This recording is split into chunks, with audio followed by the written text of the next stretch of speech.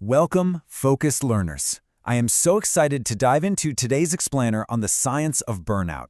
We're going to be looking really closely at the brilliant work of Doctors Emily and Amelia Nagoski to figure out exactly why we stay so exhausted all the time and, far more importantly, how we can actually truly recover. If you've ever felt completely drained, even when things in your life are supposedly going well, you are absolutely in the right place. So tell me if this sounds familiar. You power through a massive project at work, you finally hit send, and instead of feeling this huge wave of relief, you just feel completely empty and exhausted. You know you solved the problem, right? So why didn't the exhaustion just go away? Listen, this is a totally universal frustration. And today, we're going to uncover the biological reasons why fixing your external problems almost never fixes your internal exhaustion. Here's our roadmap out of the burnout tunnel today. We're breaking this down into 5 clear parts. Number 1, stress versus the stressor. 2, stuck in the cycle. 3, the human giver syndrome. 4, completing the stress cycle. And finally, number 5, rest, connection, and recovery. Let's get right into it. Section 1, stress versus the stressor. Okay, this is a fundamental, absolute game changer of a distinction the authors make. We have to separate these two things. Stressors are the external pressures in your life. We're talking about your demanding boss, your mortgage, traffic, societal expectations. But stress? Stress itself is the internal physiological response happening inside your body. It's that elevated heart rate, the release of epinephrine, the blood rushing to your muscles, getting you ready to fight or flee. The massive insight here is that dealing with the stressor, like paying that bill or finally finishing the project, is a completely separate biological process from dealing with the stress itself. They are not the same thing. The authors actually use a brilliant Star Wars analogy to explain this. Think back to when Luke Skywalker is about to enter that dark, scary cave in The Empire Strikes Back. He asks Yoda, "What's in there?" And Yoda says, "Only what you take with you." Navigating the caves of our modern life isn't just about fighting off external threats. It's really about the internal, physiological resources you bring into that cave with you to survive and then recover from the journey. Section 2, stuck in the cycle. Biologically speaking, stress is meant to be a cycle, right? It should have a clear beginning, a middle, and an end. But in our modern world, our stressors are chronic. We are facing them all day, literally every single day. And staying in a constant state of stress without any physical release leaves you trapped in what's called the tunnel of emotional exhaustion. When you get stuck in the middle of this tunnel, your body's stress response just never turns off. And that leads to things like high blood pressure, depersonalization, which is where you kind of lose your empathy and compassion, and ultimately complete and total burnout. This brings us to a really powerful quote from the authors. It's not our bodies that fail, it's the world that fails our bodies. If you are feeling burned out right now, please hear this. Burnout is a predictable biological response to systemic pressures. It's not a personal failure. You aren't failing because you aren't tough enough. Your biology is simply reacting exactly as it was designed to when faced with unending, unclosed stress cycles. Section 3, the human giver syndrome. Now we're looking at how biology collides with culture. The authors detail the sociological systems that disproportionately keep women trapped in chronic stress.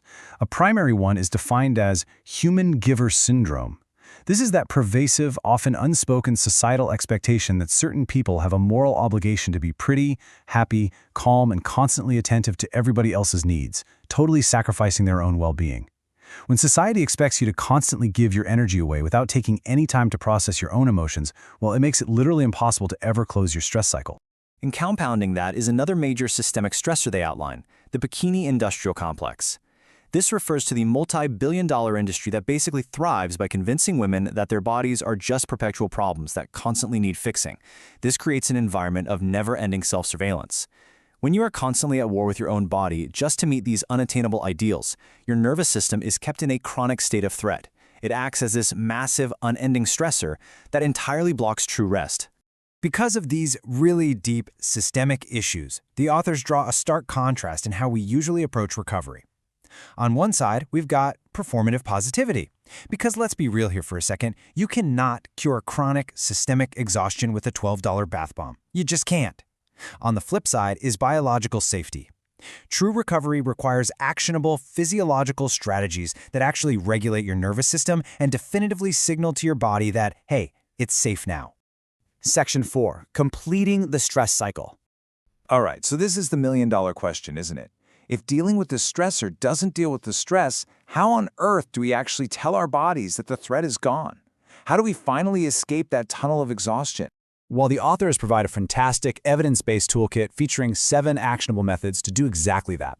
First up is physical activity, which is actually the absolute most efficient way to digest adrenaline and stress hormones. It's a real game changer. But if movement isn't an option for you, there are other powerful tools. Positive social interaction. Honestly, even just friendly banter with a cashier helps. Deep, helpless belly laughter. Affection, like a solid 20-second hug which literally signals safety to your brain.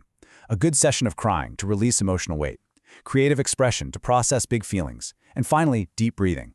Let's look a bit closer at deep breathing, because this is something you can literally do right now, anywhere you are. Deep, slow breaths directly downregulate your autonomic stress reaction. The authors recommend this specific pattern. Breathe in to a slow count of 5, hold that breath for 5, exhale for a slow count of 10, and then pause for another count of 5. Doing this just 3 times takes about 1 minute and 15 seconds, but it acts like a massive reset button for your entire nervous system. Another beautiful tool is bringing gentle, kind attention to your body. This means deliberately noticing where you're holding unnecessary tension. Is it your abdominal muscles, your core? Are you clenching your jaw right now? Intentionally let it go. By opening up that space inside, you allow a sense of pleasant, peaceful light to grow. You are physically completing the stress response without needing to analyze the problem that caused it in the first place. Section 5. Rest, Connection, and Recovery. Now we're looking at the deeper structural habits that build long-term resilience. First up is connection. The authors introduced this lovely concept called the bubble of love. Now, we biologically require emotional connection in the exact same way we require food. We can literally become sick without it. A bubble of love is a nourishing relationship, whether that's with a partner, a friend, or family, built on trust and what they call connected knowing. It's that safe harbor you retreat to when you just need to let go of having to do everything yourself. It signals profound biological safety to your brain. And we can see how to maintain those connections through a classic movie moment, the famous wax-on, wax-off scene from The Karate Kid. Just like Mr. Miyagi teaches karate through the seemingly mundane chores of daily life, the authors point out that in the everyday, mundane tasks of living, cooking a meal together, folding laundry, helping out with chores, we actually find defensive gestures that protect us from stress and help us find peace. Support isn't just about sharing deep feelings. It's also about the physical, shared, everyday tasks of life. Next, we really need to look at rest. We absolutely have to dismantle this old idea that what doesn't kill you makes you stronger.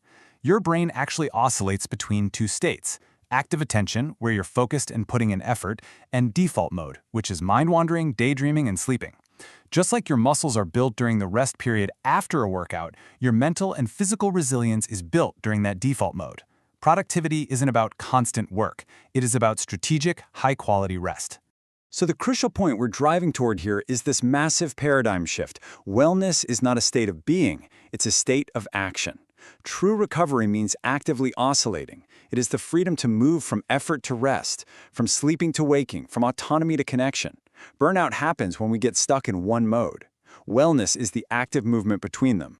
If you take only one thing away from this entire explainer today, please let it be this. Burnout is not a personal failure. It is an incomplete stress cycle.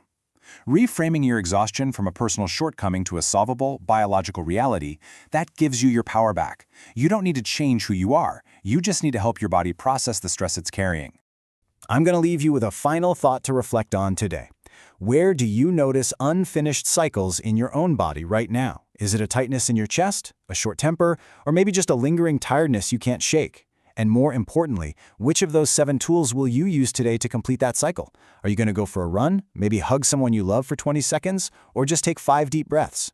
The choice is entirely yours, but your body is waiting for that signal.